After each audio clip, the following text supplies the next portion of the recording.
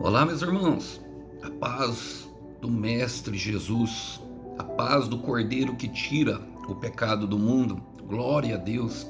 Como que está o coração, como que está a vida? Chegamos aí em final de semana, dia 22 de março, gravo para vocês e que essa mensagem possa chegar em tempo hábil, no tempo devido que o teu coração precisa e que o Senhor Deus Todo-Poderoso possa falar aos nossos corações sempre por intermédio da sua santa e poderosa palavra. O texto hoje para nossa breve reflexão, ele encontra-se no livro da Revelação, o livro do apóstolo João, que o apóstolo João escreveu tendo uma revelação do céu. Apocalipse, capítulo 14, versículo 3. Vamos lá?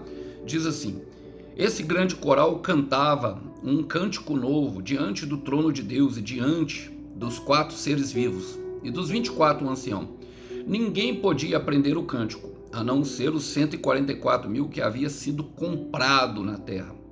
Eles se conservavam puros, sem manter relações com mulheres, e seguem o Cordeiro por onde quer que ele vá. Foram comprados dentre os habitantes da terra como oferta especial a Deus e ao Cordeiro. Não mentem, são irrepreensíveis. Glória a Deus. Irmãos, o livro de Apocalipse, ele é um livro que exige um certo cuidado na leitura dele, logicamente nas ministrações da sua palavra.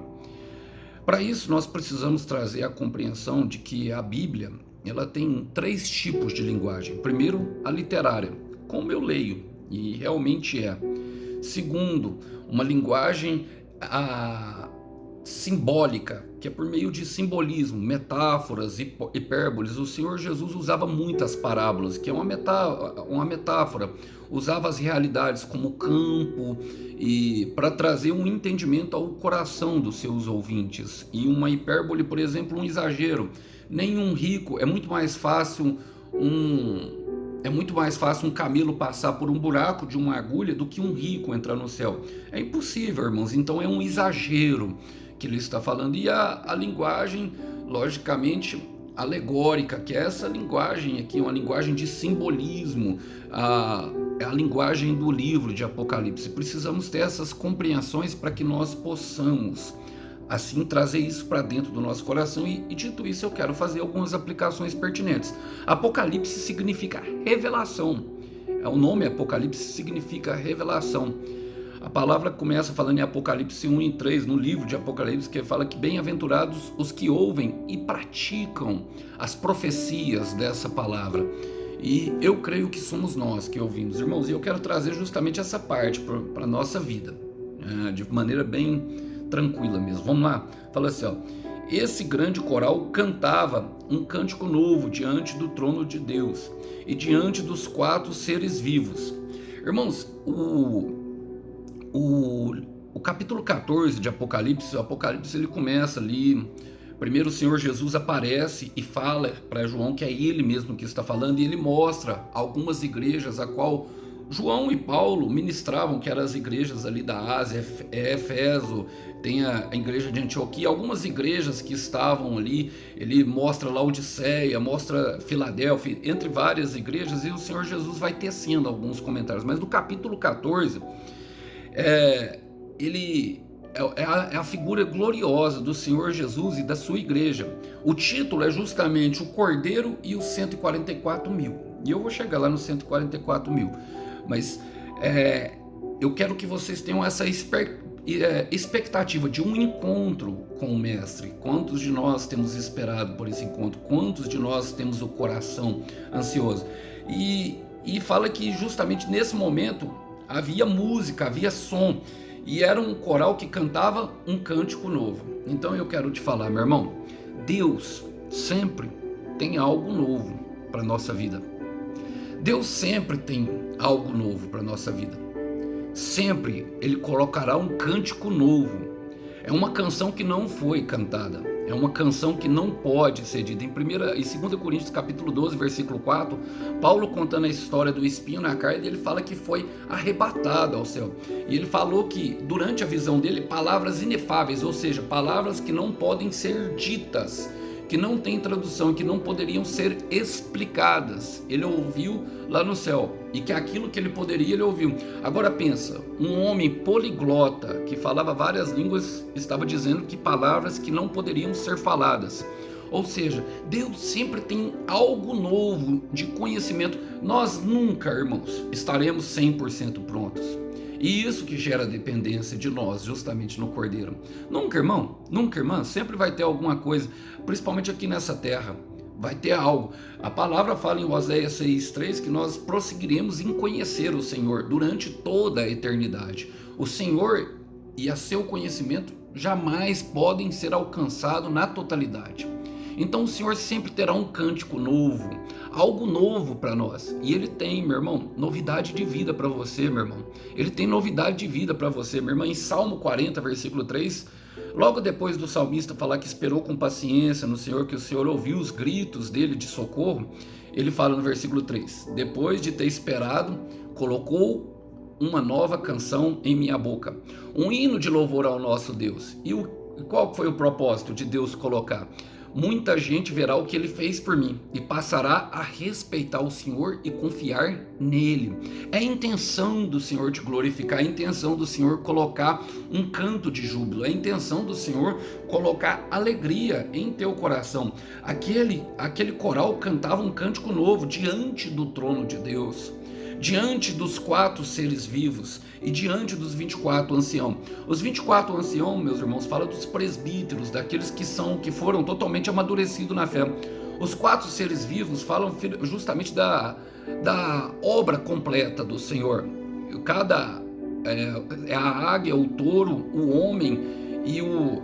Agora eu me esqueci quais são os 4 seres, mas é a águia, o leão, o touro e o homem, que são as figuras do Senhor Jesus para cada evangelho representado, para cada um dos 4 evangelhos. Então dá uma ideia de obra completa do Senhor. E Deus, logicamente, o Pai, irmão. E o que quer dizer isso, irmão? É uma honra para quem não se vendeu, para quem não vendeu a sua liberdade. Por quê? Ele vai falar, ó, ninguém podia aprender o cântico a não ser os 144 mil que havia sido comprado na terra. É uma honra, irmão. Sabe por quê? Porque a minha liberdade e a sua liberdade, irmãos, ela não tem preço. Eu quero repetir isso. A minha liberdade e a sua liberdade, ela não tem preço. Não. Quem pagou o preço por nós foi justamente o Cordeiro, o preço da nossa liberdade. E isso tem que estar dentro do nosso coração. Então é uma honra. O que é esses 144 mil? Irmãos, nós precisamos tomar muito cuidado. Eu sempre cito a questão dos números, mas os números eles trazem justamente um simbolismo na Bíblia. 4, por exemplo, é de completude. 3 é uma assinatura de Deus. 2 é confirmação. 7 é plenitude, remete à perfeição. 10 remete à plenitude. 12, governo. É um simbolismo, é uma mensagem que o Senhor quer passar, porque tudo na Bíblia emite. E os 144 mil é a totalidade do povo de Deus. É a totalidade do povo de Deus, irmãos. E aqui precisamos compreender, porque falam que eles haviam sido comprados. Irmãos. Olha, a Bíblia fala em 1 Coríntios 7, versículo 23, que ele nos comprou por alto preço. Eu quero ler esse versículo para vocês. Em 1 Coríntios 6, 20, diz que nós fomos comprados por alto preço e que nós devemos glorificar o Senhor com o nosso corpo. Mas eu quero ler com vocês 1 Coríntios 7, 23, que é justamente o capítulo que se refere ao casamento, porque esse texto aqui dá a ideia justamente das bodas do Cordeiro, do casamento, da igreja com o noivo, da noiva e do noivo. E no 1 Coríntios 7, versículo 23, fala assim, ó, vocês foram comprados por um preço alto, portanto, vocês pertencem a Ele. Não se tornem escravos de seres humanos, não se tornem escravos de homens, irmãos. É isso que Paulo está falando. Nós não somos escravos do medo, nós não somos escravos de ninguém, porque Jesus nos comprou, nós não precisamos mais temer o mal que o homem nos faz. E ter essa identidade em Cristo nos dá segurança a caminhar. Por quê? Porque os dias são maus, irmãos. Esse mundo aqui ele é corrompido pelo pecado. ele é corrompido pela impiedade, ele é corrompido pela mentira, ele é corrompido pela falsidade, pela deslealdade. E entender isso nos traz segurança. Por quê? Porque tem um Deus que zela em justiça por nós. Não foi barato o preço que ele pagou. Olha, ele fala assim, ó, eles se conservaram, versículo 4, eles se conservaram puros, sem manter relações sexuais com mulheres. E aqui eu quero trazer, irmãos, muitos mesmo, eu já vi alguns na igreja que pregam isso de maneira bem enfática, de não manter relação sexual. E logicamente, meu irmão, ser eunuco é um dom, como Paulo fala em 1 Coríntios capítulo 7. A maioria dos homens foram chamados ao casamento, foram chamados a terem relações sexuais com as suas esposas e as suas esposas com os homens. Essa ideia aqui é uma metáfora, é uma linguagem figurativa de fidelidade a Cristo, como está exposto em Mateus capítulo 25, versículo 1, das 10 virgens. As 10 virgens ali representam tanto homem como mulher, e aqui esses homens também representam tanto homem como mulher. Esses 144 mil é a noiva de Cristo, irmãos. E ter isso em mente traz para nós justamente aquilo que o Senhor quer de nós. Por quê? Sem manter relações com mulheres, se remete justamente à prostituta, a não se corromper com o mal que contamina, ao mal que está no mundo. Por quê? Na verdade, irmão, o justo, ele foi chamado pela viver a fé. Abacuque 2,4, o justo viverá pela fé. E algumas versões traz, o justo viverá pela fidelidade a Deus. E é impressionante, por quê? Como se mantém essa fidelidade? Ele fala no que segue, e seguem o cordeiro por onde ele vá. Além das obras de antemão, meu irmão, nós entendemos que seguir o cordeiro é justamente não se apartar dele em nenhum momento. Não se apartar dele em nenhum momento, por quê? Confiança, respeito e fidelidade são conquistados. Muitos crentes, muitas pessoas, irmãos, deixam de confiar em Deus por causa das circunstâncias adversas que enfrentam, pelo motivo de terem caído em pecado. Irmãos, uma ferida que falava muito ao meu coração, que eu precisei ser curada, justamente eu já contei ela em outras, e eu acho pertinente, eu creio que é pertinente contar novamente, rapidamente. Quando eu tinha 4 anos, o meu avô me deu uma Bíblia, e eles relatavam, tanto a minha família, que eu ficava esperando o meu pai chegar na porta de casa, no trabalho, e ele nunca chegava. Aquilo gerou em mim um sentimento de abandono, que provocou uma dependência emocional. Eu cria no meu coração, por aquela ferida, aquilo que sangrava dentro do meu coração, que todas as pessoas iam me abandonar o tempo inteiro. Aquilo gerou uma forçação de barra. Eu já contei isso, eu pagava para as pessoas saírem comigo, eu não gastava meu dinheiro de forma certa e até forçava as pessoas a quererem ficar comigo. E Deus me livre das pessoas ficarem com nós por força ou por algum interesse ou por algum motivo. Não. A diferença da honra e justamente da bajulação é essa. A honra nós fazemos sem segunda intenção, e nós fomos chamados a honrar uns aos outros. E a bajulação, ela sempre tem um interesse específico. Lógico que a honra, ela está ligada, meu irmão, à confiança, fidelidade e respeito, ou seja, ao amor. Por que seguem Jesus, irmão? Por que continuam seguindo Jesus? Porque ele expressou o seu amor. A palavra fala em Romanos 5,5 que ele nos amou primeiro quando éramos pecadores. E aonde foi conquistada essa confiança? Por meio da sua obra.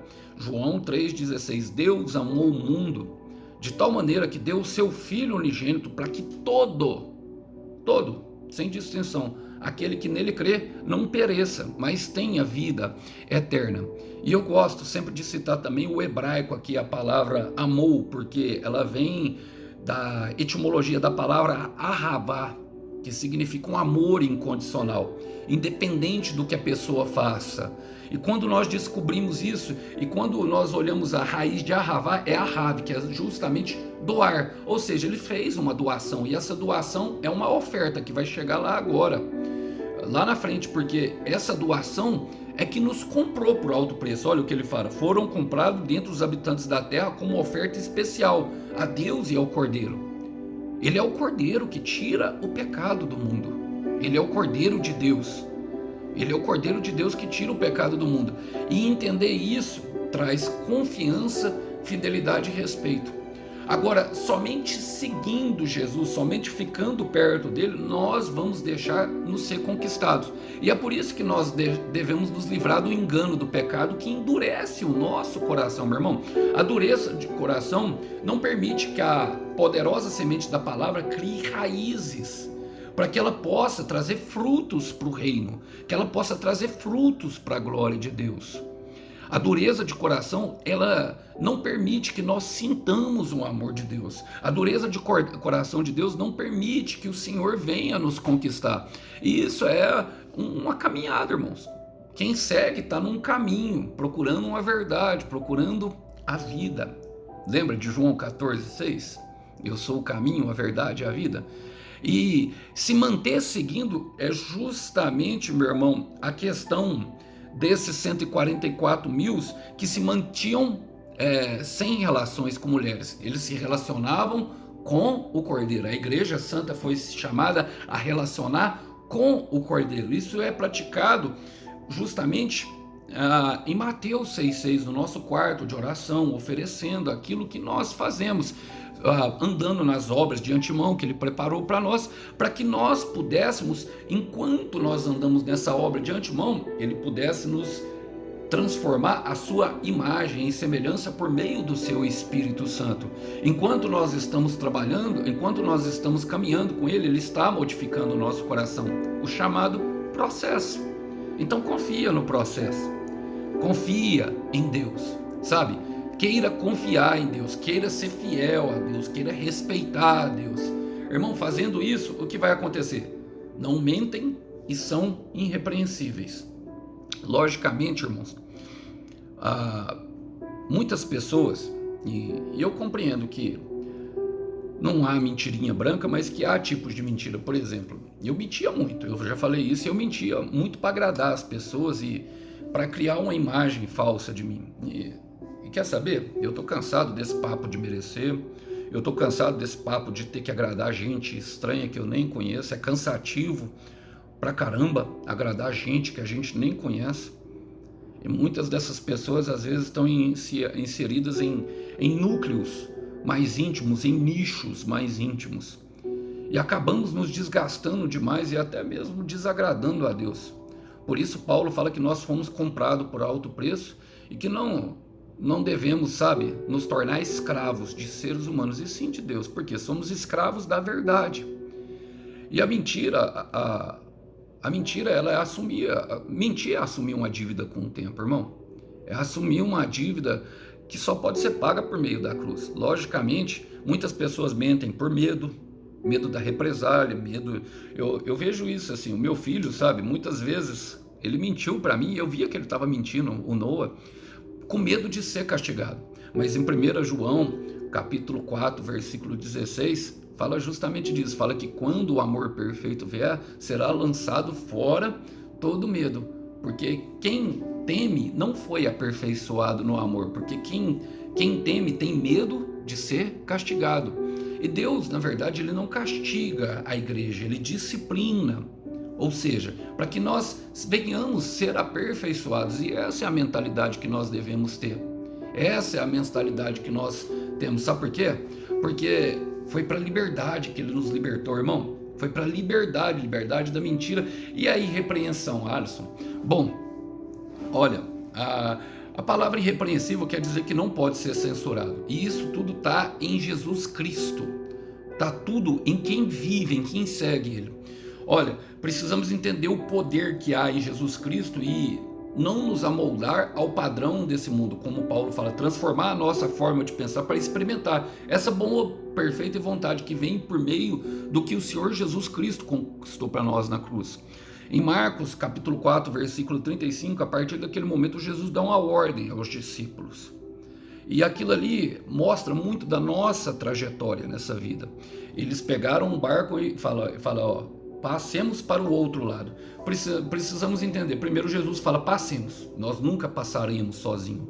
Independente do que nós estivermos enfrentando, o Senhor Jesus e nós seguindo ele, o poder dele, a autoridade dele estará sobre a nossa vida. Essa é a identidade dos filhos, essa é a identidade do filho formado em Deus. Quanto mais nós vamos caminhando, mais autoridade ele derrama por meio do seu Espírito em nós, para que o mal não tenha justamente o efeito. Por quê? O que é o poder, irmão? O poder, onipotência, é que ele exerce justamente poder sobre toda a causa e sobre todo o efeito. Quando eles passaram, a tempestade vieram, consequência, o mar ficou agitado e o mar causou medo no coração deles. Então, a causa, o vento, o efeito, o mar agitado, ele tinha poder sobre o mar e tinha poder sobre o efeito. E isso muitas vezes acontece dentro da nossa casa. Às vezes não é a nossa família que está contra nós, às vezes é os pensamentos infernais, às vezes é o diabo que está soprando sobre o seu cônjuge, às vezes é o diabo que está soprando sobre o seu filho para usar droga. E o Senhor, ele tem justamente a solução, o poder, são irrepreensíveis. Ou seja, a partir do momento que nós nos colocamos a seguir e a entender que Deus tem o poder para curar e que tem um tempo determinado para todas as coisas, nós entendemos que somos totalmente livres desse mundo. Em Gálatas 5, versículo 1 fala: foi para a liberdade que ele nos libertou. Não torneis ao antigo jugo da escravidão, da lei. E é para isso que nós precisamos entender, compreender quem ele é em nossa vida e não quem nós somos, porque quando olhamos para nós, nos vemos frágeis, incapazes, pequenos, impotentes. E se você não chegou, irmão, nessa parte do processo, se você não chegou, minha irmã, nessa parte do processo, acredite, vai chegar um momento em que ele lhe mostrará, ele estilhaçará todas as suas defesas e lhe mostrará o quanto indefeso você é. Essa é a grande questão do deserto, é para que nós venhamos a conhecer ele, para sabermos quem nós somos nele. E durante esse processo, o que acontece? Nós teremos a maior bênção.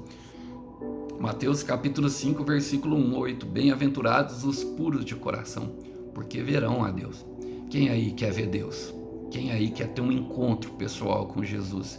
Quem aí quer ter um encontro, uma manifestação sobrenatural dessa, aonde num encontro, em determinado momento, quando assumimos o leme da nossa vida, como os discípulos naquela travessia para o outro lado, a tempestade acometeu e ficamos com medo, e o mestre até estava na embarcação, mas estava ali, colocado de lado no cantinho, dormindo. Quem aí quer acordar o mestre? Clame a ele, deixa ele conduzir você nessa trajetória, nessa maravilhosa estrada chamada vida, e peça a ele que te ensine a desfrutar até mesmo os momentos de dificuldade, para conhecer melhor ele e saber que à medida que ele vai trabalhando em nós, quando o perfeito vier, o imperfeito irá embora. Quando o perfeito vier, o que é incompleto se desaparecerá, e então seremos como ele. Deixa ele trabalhar. Se é ele quem faz, nós podemos sim ser melhores. O Senhor está contigo nessa jornada, meu irmão. O Senhor está contigo nessa jornada, minha irmã, te livrando do teu passado, te amando durante todo o processo e te conduzindo a um futuro melhor. Deixa ele trabalhar. Que Deus abençoe vocês, meus irmãos. A paz do Mestre Jesus esteja com todos vocês. Tchau, tchau. Até uma próxima mensagem.